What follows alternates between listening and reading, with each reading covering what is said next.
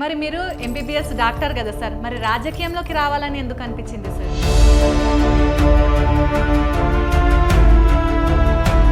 మరి మిమ్మల్ని నమ్మి గెలిపించారు కదా సార్, మరి వారికి మీరు ఏమేమి సేవలు చేసింది సార్ ఇప్పటివరకు? ఈ 18 నెలల్లో డోర్నకల్ నియోజకవర్గంలో గెలిచిన తర్వాత మరి మీరు ఒక బంజారా బిడ్డ అయితే మీలో ఏమైనా పక్షపాతం ఉంటుందా సార్? అందరికీ చేయాలా లేకుంటే బంజారాలకే చేయాలి అని ఏమైనా? ఒక డాక్టర్గా నేను అన్ని కులాలకు అన్ని మతాలకు నేను వైద్యం చేస్తాను. ప్రతి ఒక్క నిరుపేద కుటుంబం కల సొంత ఇల్లు సార్, మరి మీరు కేటాయించిన ఇండ్లు నిజంగా నిరుపేదలకే చెందుతున్నాయా? కుటుంబ సహకారంతోనే మీరు ఈరోజు ఈ స్థాయికి చేరుకున్నారని చెప్పారు కదా, మరి మీ శ్రీమతి డాక్టర్ అని విన్నాం, ఆమె సపోర్ట్ ఏ విధంగా ఉంటుంది సార్?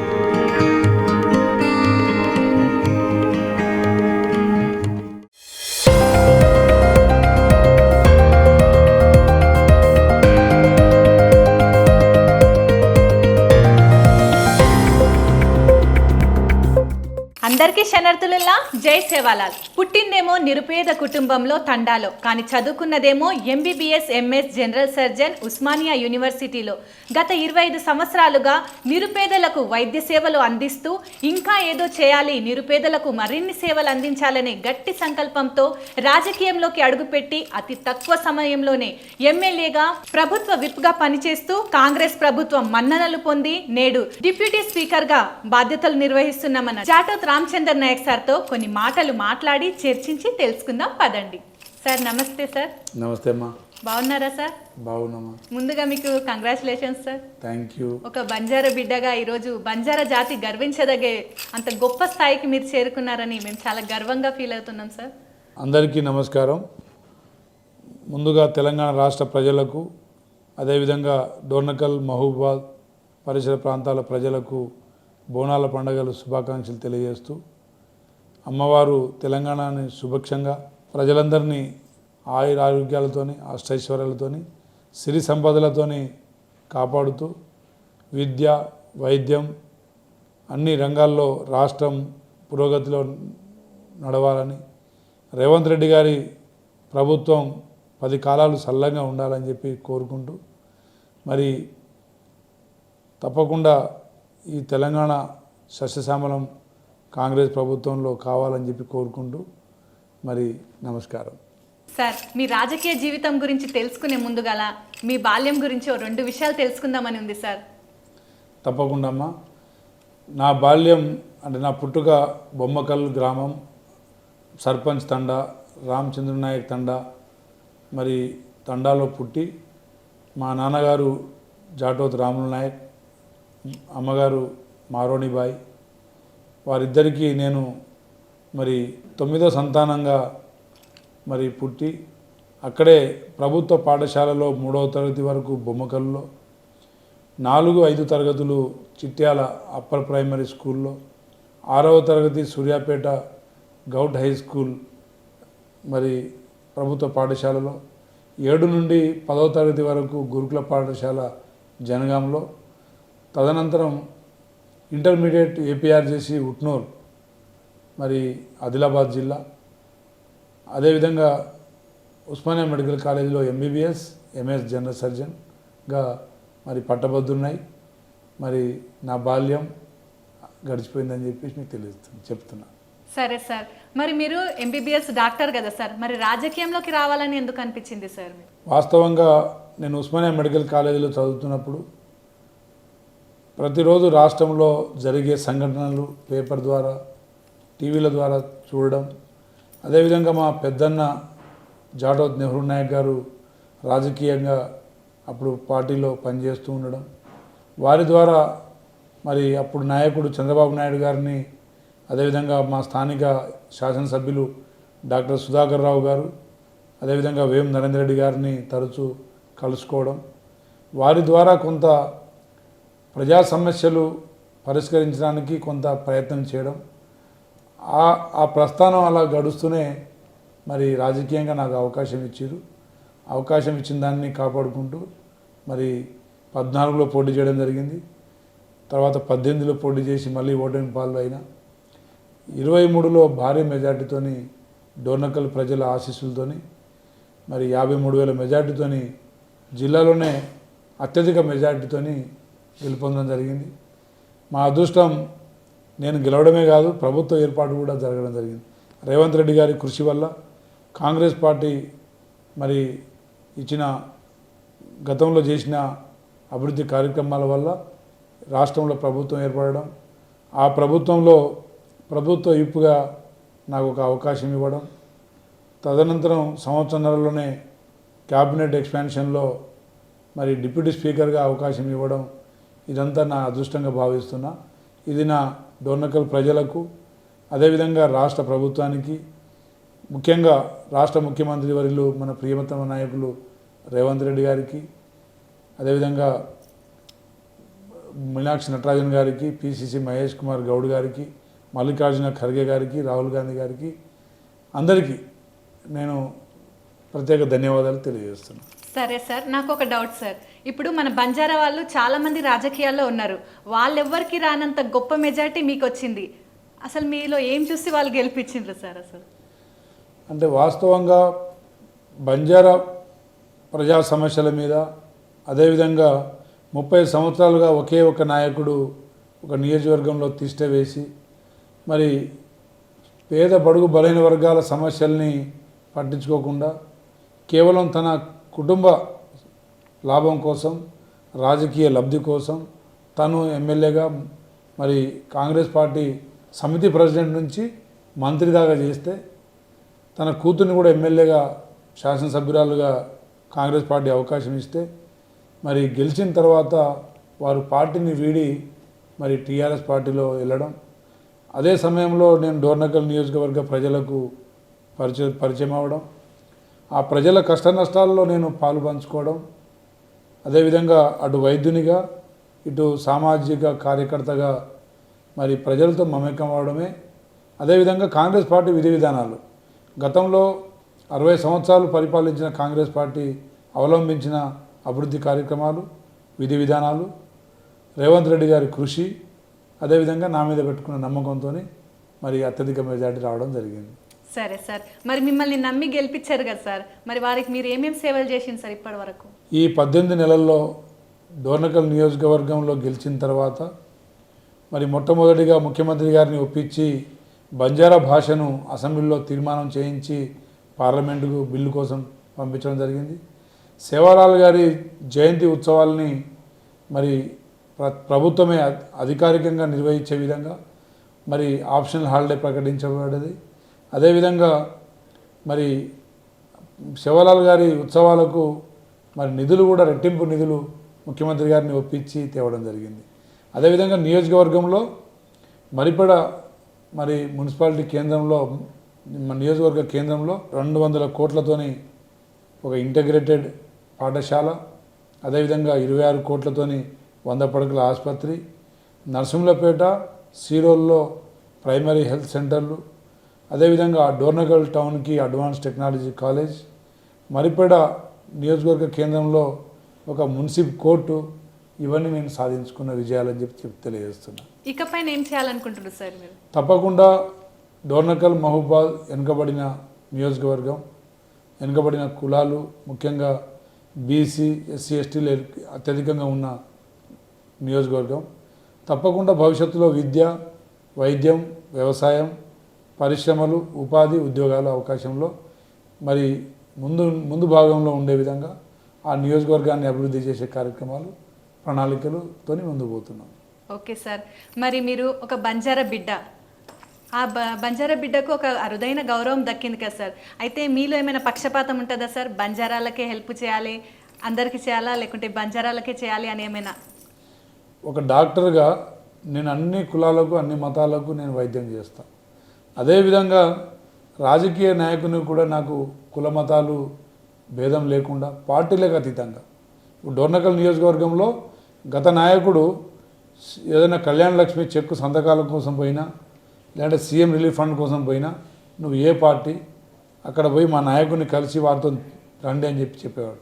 కానీ నేను ఎవరు తెచ్చినా, ఏ సామాన్య కార్యకర్త ఫోన్ చేసినా ఫోన్ ఎత్తుతా, ఏ సామాన్య కార్యకర్త వారి మరి కోరికలు ఏది తెచ్చినా దాన్ని పార్టీలకు అతీతంగా, కులాలకు అతీతంగా మతాలకు అతీతంగా కాంగ్రెస్ పార్టీ విధి విధానాలని మరి పాటిస్తూ అభివృద్ధి పదంలో ముందుకు సాగుతున్నాం.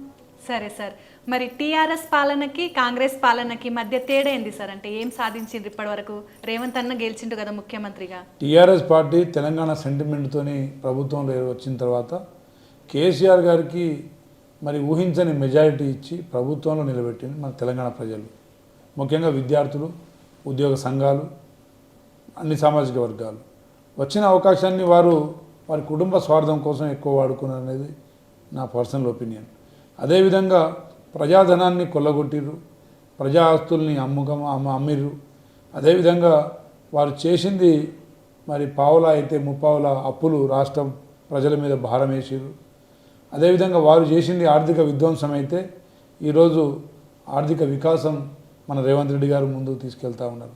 వారు చూపించింది పోలీస్ జులుమైతే ఈరోజు స్వేచ్ఛాపూరితమైన స్వతంత్రపూరితమైన పాలనను రేవంత్ రెడ్డి గారు ఈ రాష్ట్రంలో ప్రజాపాలనను ముందు తీసుకెళ్తున్నారు. వారు చేసిన దగా అయితే మనం చేసేది అభివృద్ధి.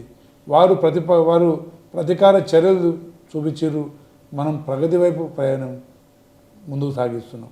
కాబట్టి రేవంత్ రెడ్డి గారు ఒక మరి అంటే అట్టడుగు గ్రామాల నుండి గ్రామీణ ప్రాంతం నుంచి వచ్చిన వ్యక్తిగా, ప్రభుత్వ పాఠశాలల్లో చదివిన ఒక విద్యార్థిగా, అన్ని సామాజిక వర్గాల కష్ట నష్టాలు చూసిన వ్యక్తిగా ఈ తెలంగాణ రాష్ట్రాన్ని అన్ని రంగాల్లో విద్య, వైద్యం, పరిశ్రమలు, అదేవిధంగా స్కిల్ డెవలప్మెంట్, ఉపాధి ఉద్యోగ అవకాశాలు కల్పిస్తూనే ముఖ్యంగా మహిళలకు వడ్డీ లేని రుణాలు దాదాపు 1,00,000 కోట్ల నిధుల్ని సంవత్సరానికి 20,000 కోట్ల చొప్పున ఈ 5 సంవత్సరాల్లో 1,00,000 కోట్లు వడ్డీ లేని రుణాలు ఇస్తూ మహిళల్ని ఆర్థికంగా బలోపేతం చేసే కార్యక్రమం ఈ రాష్ట్రంలో ముందు తీసుకెళ్తా ఉన్నారు.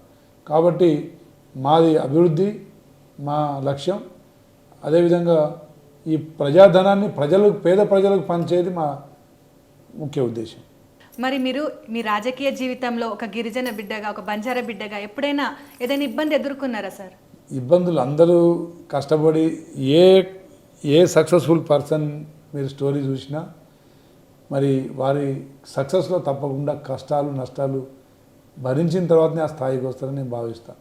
అందులో నేను కూడా ఒకరిని. తప్పకుండా గ్రామీణ ప్రాంతం నుంచి వచ్చిన మారుమూల తండాలు పుట్టిన విద్య మీద మరి మక్కువతోని ఈరోజు చదువుకున్నా కాబట్టి ఈ స్థాయికి చేరుకున్నానని భావిస్తున్నా. విద్యతో పాటు మాది పెద్ద కుటుంబం, నాకు 7 అక్కేలు, మరి మేము 3 అన్నదమ్ములం. సో కుటుంబ బాధ్యతలు, అదేవిధంగా సామాజిక బాధ్యతలు, వైద్యునిగా, ఇటు రాజకీయ సామాజిక కార్యకర్తగా మరి తప్పకుండా సమస్యలన్నీ అధిగమించే ఈ స్థాయికి నేను చేరుకున్నాను. ఒక మంచి నాయకుడు కావాలంటే మనలో ఏ క్వాలిటీ ఉండాలి సార్? ముందుగా విశ్వసనీయత, ప్రజల్లో ఒక విశ్వసనీయత మన మీద ఉండాలి. అదేవిధంగా హార్డ్ వర్క్, కృషి ఉండాలి. పర్సిస్టెంట్ హార్డ్ వర్క్ అంటే నిరంతర కృషి, కొంతకాలం చేసి ఆపేయడం కాదు, నిరంతరం. విజయం రావడం కొంచెం లేట్ కావచ్చు, కానీ విజయం అందిపుచ్చుకునేదాకా కష్టపడాలనేది నేను యువకులకు సందేశం ఇస్తున్నాను. నేడున్న యువతకు మీరు ఇంకేమైనా చెప్పాలనుకుంటున్నారా సార్? ముఖ్యంగా తెలంగాణ యువత మరి తెలంగాణ స్ఫూర్తిని, తెలంగాణ పోరాట ఖ్యాతిని మర్చిపోతూ ఉన్నారు. మరి ఎంతో అవకాశాలు అన్నీ ఆర్థికంగా మరి సామాజికంగా మన చిన్నప్పుడు మన బాల్యంలో ఉన్న సమస్యలు ఉండే, కానీ ఈనాడు ఈ తరానికి ఎలాంటి సమస్యలు లేవు. మరి వారి తల్లిదండ్రులు చాలా గారాబంగా పెంచి మొదటి నుంచే ఇంగ్లీష్ మీడియం కాన్వెంట్ స్కూళ్ళలో చదివించి వారికి అన్ని రకాల ప్రోత్సాహకాలు ఇస్తున్నా కానీ ఎందుకో ఎక్కడో ఒక లోటు కనబడుతూ ఉంది, సక్సెస్ రేట్ తగ్గిపోతూ ఉంది. అదేవిధంగా విద్యార్థుల్లో పోరాట పటిమ తగ్గిపోతూ ఉంది. ఈజీ ఎర్నింగ్ మీద, అదేవిధంగా మరి తల్లిదండ్రులు సంపాదించిన మరి దాన్ని అనుభవించే మార్గంలో నడుస్తూ ఉన్నారు. అది సరైనది కాదు అని చెప్పి నేను భావిస్తాను. కష్టపడాలి, తెలంగాణ రాష్ట్రాన్ని దేశంలో అగ్రగామిలో నిలబెట్టాలి అంటే గ్రామీణ ప్రాంతంలో ఉన్న ప్రతి పౌరుడు విధిగా బాధ్యతగా కష్టపడాల్సిన అవసరం ఉంది.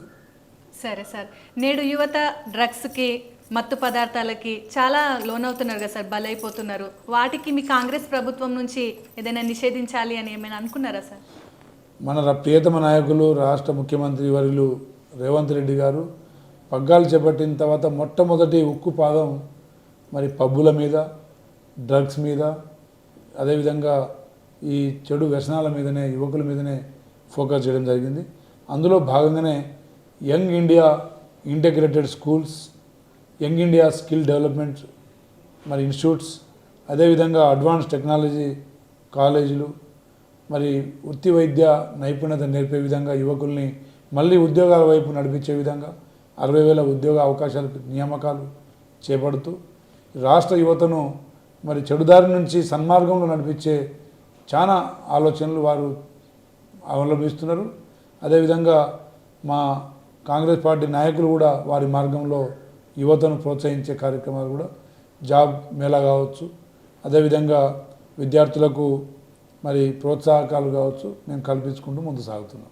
ఇప్పట్లో ఏమైనా జాబ్స్కి పడే అవకాశం ఉందా సార్? ఇప్పటికే 60,000 ఉద్యోగాలు నియామకాలు చేయబడడం జరిగింది.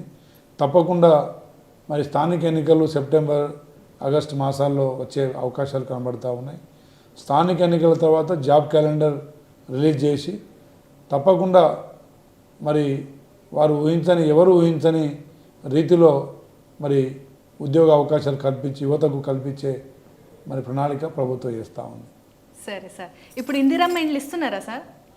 కాంగ్రెస్ ప్రభుత్వం వచ్చిన తర్వాత మొట్టమొదటిగా మహిళలకు ఆర్టీసీ బస్సు ఉచిత ప్రయాణం కల్పించినాం. 500కే గ్యాస్ సిలిండర్ అందిస్తున్నాం. అదేవిధంగా గృహాలకు 200 యూనిట్ల కరెంట్ ఫ్రీ ఇస్తున్నాం. ప్రతి పేదవాడికి సొంతింటి కళ ఇందిరమ్మ ఇండ్లు ద్వారా మరి నియోజకవర్గానికి 3,500 ఇండ్లు మరి ఇప్పటికే ప్రారంభించి మరి అందిస్తున్నాం. అదేవిధంగా ప్రతి పేదవాడికి 40 లక్షల రేషన్ కార్డులు అందించి వారి ద్వారానే ప్రతి పేదింటి బిడ్డ సన్న బియ్యాన్ని తినే ఒక మహోత్తరమైన అవకాశాన్ని వారికి అందిస్తున్నాం. మహిళలకు వడ్డీ లేని డ్వాక్రా రుణాలు అందిస్తూనే మహిళల ద్వారా ఆర్టీసీ బస్సుల నిర్వహణ, పెట్రోల్ బంకుల నిర్వహణ, సోలార్ ప్రాజెక్టులు, పవర్ ప్రాజెక్టులు, అదేవిధంగా భవిష్యత్తులో రైస్ మిల్లులు, గోడౌన్లు కూడా నిర్వహించబోయే కార్యక్రమాలు చేపట్టబోతున్నాం. ప్రతి ఒక్క నిరుపేద కుటుంబం కల సొంత ఇల్లు సార్. మరి మీరు కేటాయించిన ఇండ్లు నిజంగా నిరుపేదలకే చెందుతున్నాయా? నిష్పక్షపాతంగా, నిస్వార్థంగా, ఎలాంటి లాభాపేక్ష లేకుండా ప్రభుత్వమే పేదవారిని అంటే లబ్ధిదారుని గుర్తించి ఇందిరమ్మ కమిటీల ద్వారా మరి ఆ కార్యక్రమాన్ని ముందు తీసుకెళ్తూ ఉంది. గత ప్రభుత్వం తీసుకున్నట్టు ఇంటికి 2 లక్షలు 3 లక్షలు వసూలు చేసే అవినీతిని మా ప్రభుత్వం అరికట్టి ప్రభుత్వ అధికారుల ద్వారానే ప్రతి పేదవాడికి ఇల్లు ఇచ్చే కార్యక్రమం విజయవంతంగా రాష్ట్రంలో ముందుకు పోతూ ఉంది. భవిష్యత్తులో నిరంతర ప్రక్రియగా ప్రతి సంవత్సరం ప్రతి నియోజకవర్గానికి 3,500 ఇండ్లు మరి దాదాపు ఈ టర్మ్లో మరి 14 నుండి 15,000 ఇండ్లు మరి ప్రతి నియోజకవర్గానికి అందించబోతున్నామని చెప్పి చెప్తున్నా. సరే సార్, థ్యాంక్ యూ సార్. మీకు తెలియకుండా ఎవరైనా అధికారులు అవినీతికి పాల్పడి ఆ ఇండ్లు వేరే వాళ్ళకి అమ్మితే వాళ్ళకి మీరు ఏ విధంగా అసలు? ఆ అవకాశం లేదు. ఎందుకంటే గతంలో ఇందిరమ్మ ఇళ్ళు ఇచ్చినప్పుడు మా స్థానిక నాయకుడు రెడ్డి నాయక్ గారే మండలానికి దాదాపు 2-3 కోట్ల అవినీతి చేసిండు. ఆ అవినీతి నుంచి తప్పించుకోవడం కోసమే వారు టీఆర్ఎస్లో చేరడం జరిగింది. అప్పుడు ఇల్లు కట్టకుండా ఇల్లు కట్టినట్టుగా బిల్లులు ఎత్తుకొని వాళ్ళు కొంత అవినీతి చేసిన పరిస్థితి చూసినాం. కాబట్టి ఈరోజు మన కార్యకర్తలు కానీ మన పేదింటి మరి కళ ఇందిరమ్మ ఇండ్లు భూమి పూజ దగ్గర నుంచి మరి 360 డిగ్రీస్లో ఒక యాప్ ద్వారా వారి భూమి పూజ దగ్గర నుంచి మొదలుపెట్టి అంచెలంచెలుగా దశల వారీగా వాళ్ళు ఇల్లు కట్టుకునే స్టేజ్ని బట్టి వారికి ప్రతి సోమవారం వారి ఖాతాల్లో అమౌంట్ జమ చేస్తూ మరి ఇల్లు నిర్మాణాన్ని పూర్తి చేసే కార్యక్రమాన్ని ముందు తీసుకెళ్తున్నాం. ఇక్కడ ఎవరికి అమ్ముకునే అవకాశం లేదు. అదేవిధంగా బిల్లులు మరి దుర్వినియోగం చేసే అవకాశం కూడా లేదు. ఎందుకంటే ఈ యాప్ అని ఆర్టిఫిషియల్ ఇంటెలిజెన్సీ ద్వారా ఈ యాప్ మీరు ఎక్కడైతే చూపించారో స్థలం అక్కడే ఇల్లు కట్టాల్సి వస్తుంది. ఇక్కడ స్థలం చూపించి ఇంకో దగ్గర కట్టుకుంటా అంటే కూడా యాప్ ఒప్పుకోదు. అదేవిధంగా మీరు భూమి పూజ దగ్గర నుంచి ముగ్గులేసిన దగ్గర నుంచి మీరు ఫోటో దిగుతూనే యాప్ యాక్సెప్ట్ చేస్తుంది. సో మేము టెక్నాలజీని వాడుకుంటూనే అవినీతిని మరి నిర్మూలించే విధంగా పనిచేస్తుంది. సరే సార్, మరి కాంగ్రెస్ ప్రభుత్వం వచ్చిన తర్వాత రైతుల కోసం మీరేమైనా చర్యలు చేపట్టారా సార్? తెలంగాణ రాష్ట్రంలో రైతులకు రైతు పాస్ పుస్తకాలు భూభారతి ద్వారా అందిస్తూనే గత ప్రభుత్వం చేసిన ధరణి పోర్టల్ ద్వారా చేసిన అవకతవకల్ని సరిచేస్తూ మరి గ్రామ సభల ద్వారా భూ సమస్యలు పరిష్కారం చేస్తూనే దాదాపు 25 లక్షల మందికి రుణ విముక్తి చేసినాం, 2 లక్షల దాకా.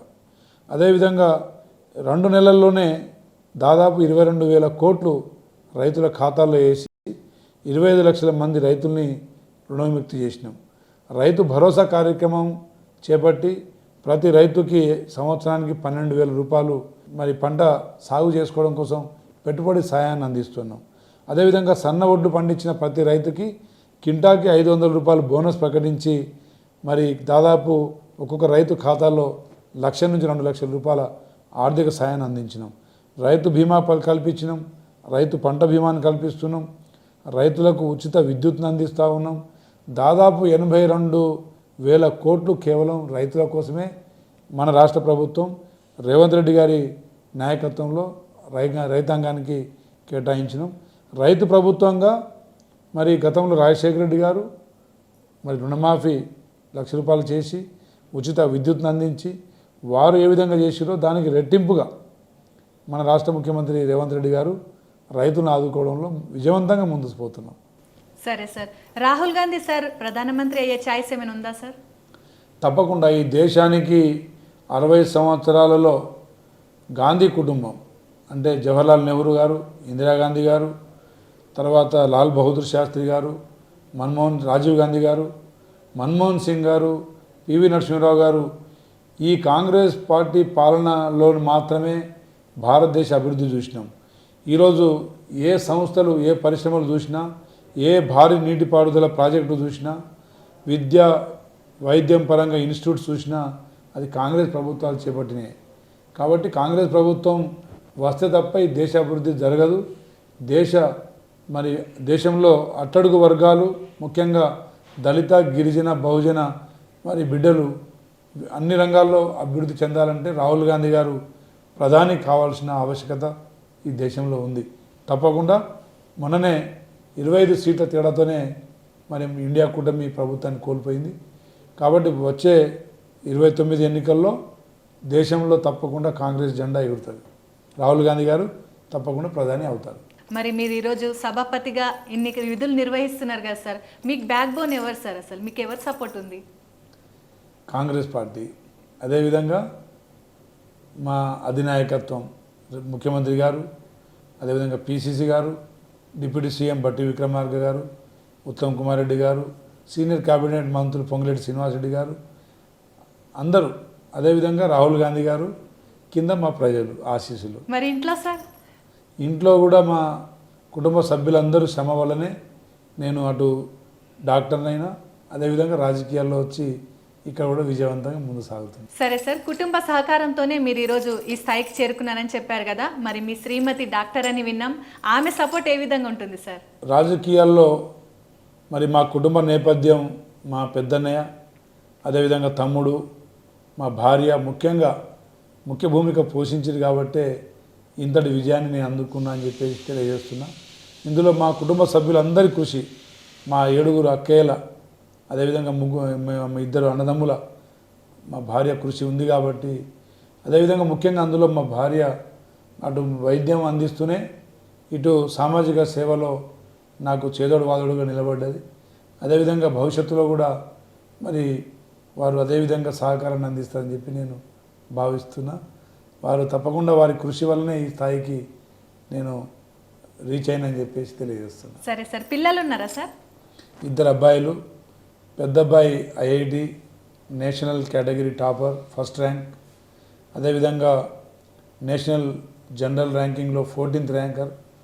బాంబేలో కంప్యూటర్ సైన్స్ ఐఐటిలో మరి కంప్లీట్ చేసి వారు ఇప్పుడు యూపీఎస్సీ ఎగ్జామ్స్కి ప్రిపేర్ అవుతున్నాడు.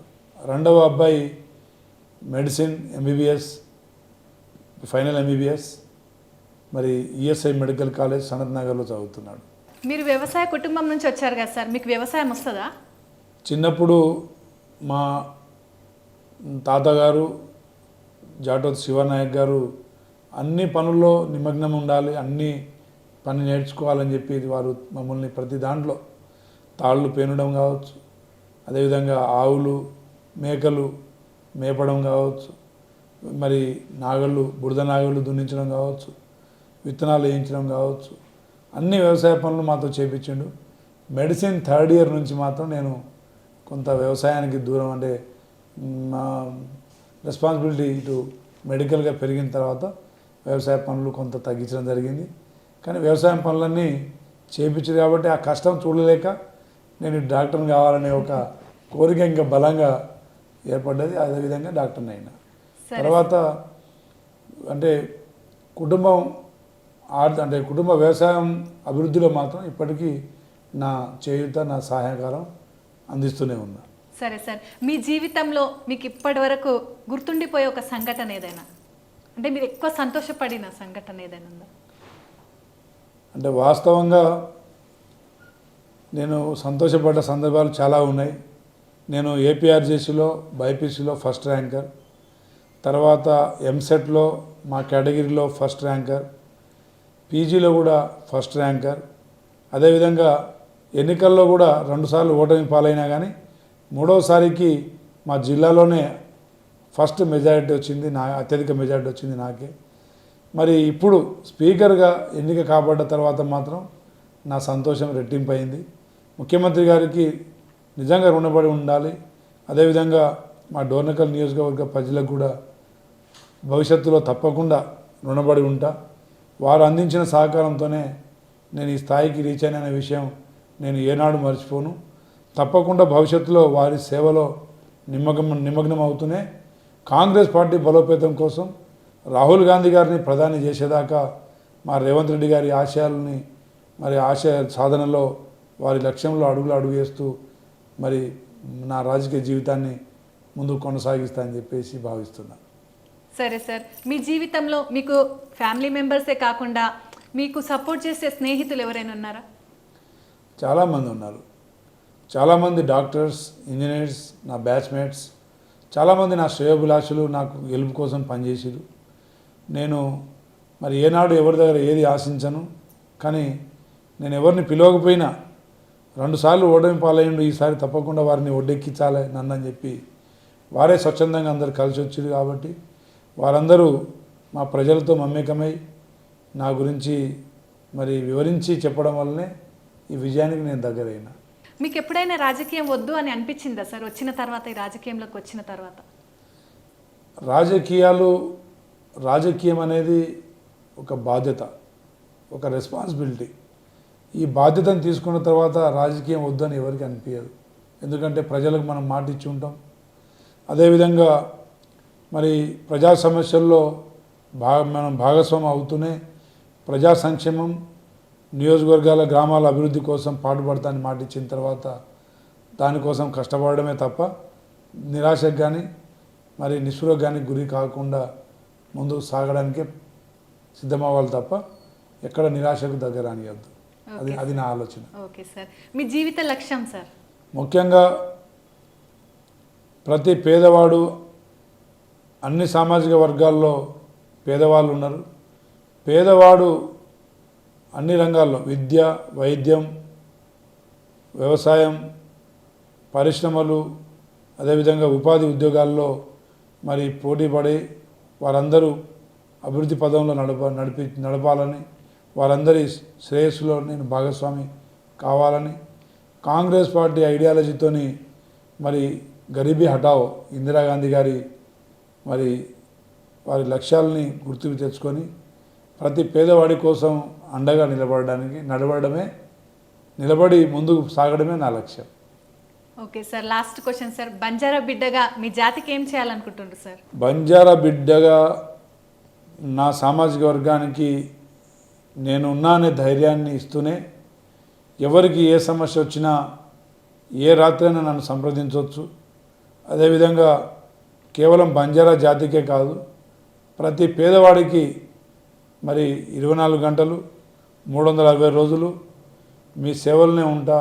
ప్రతి ఒక్కరి ఫోన్ నేను స్వయంగా నేనే అటెండ్ అవుతా కాబట్టి తప్పకుండా ఎలాంటి సమస్యలు వచ్చినా మరి వెనుకాడకుండా సంకోచించకుండా నన్ను సంప్రదించాలని చెప్పేసి కోరుకుంటున్నాను. సార్, చివరగా సమాజానికి మీరు ఇచ్చే సందేశం ఏమిటి సార్? మన భారతదేశం ముఖ్యంగా యువకుల మీద ఆధారపడి ఉంది.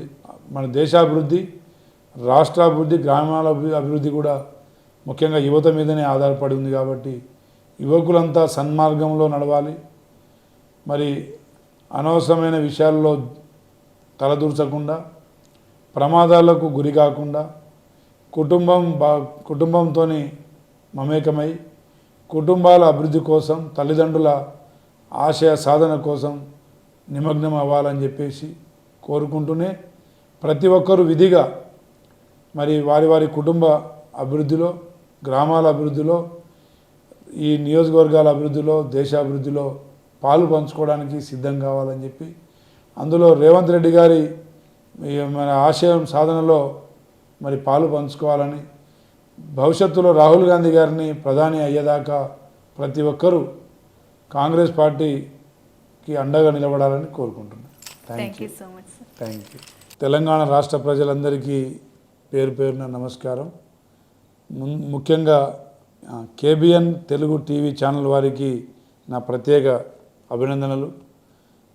అందరూ ఈ ఛానల్ని సబ్స్క్రైబ్ చేసుకొని భిక్షు నాయక్ గారు ఒక అట్టడుగు వర్గాల నుండి అంచెలంచెలుగా ఎదుగుతూ మరి కేబిఎన్ టీవీ ఛానల్, తెలుగు ఛానల్ని ప్రారంభించి ఈ రాష్ట్ర ప్రజలకు మరి మాలాంటి సామాజిక కార్యకర్తల్ని పరిచయం చేసే దాంట్లో ముందు భాగంలో నడుస్తున్నారు. కాబట్టి అందరూ ఈ కేబిఎన్ ఛానల్ని సబ్స్క్రైబ్ చేసుకోండి. మరి వారి అభివృద్ధిలో అందరూ పాల్పంచుకోవాలని కోరుకుంటూ ఆశిస్తున్నాను. Thank you.